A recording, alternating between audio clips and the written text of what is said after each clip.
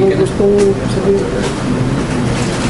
Ang hiling ko lang sa ating presidente ay humihiling ako ng tawad kung ano man yung mga nagawa ko dati at sana bigyan niya ako pagkakataon na magbagong buhay. At itong sitwasyon ko ngayon na wala na yung papa ko, maaasahan niya lahat ng mga involved sa drug trade na nalalaman ko, lalabas silang lahat yung mga pangalan niya. Yan lang po. Sa personal mo kilala si Senator Jimmy? Personal mo kilala ko?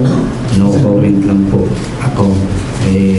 Sinabi ko na po sa isa sa EIDG na si Colonel Pero po, yung mga mga impormasyon. Kailan lang kayo huli yung usap ng tatay mo? Ano yung huli mong napag-usapan niyo? Wala na, na kami, kanya-kanya na. Yung Okay, thank you very much po. Final. Ito pala yung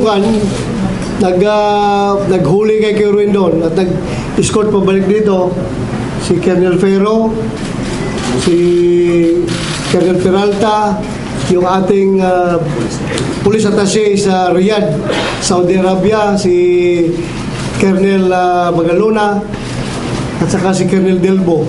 Silang apat yung nagtrabaho talaga doon para mahuli si Kerwin.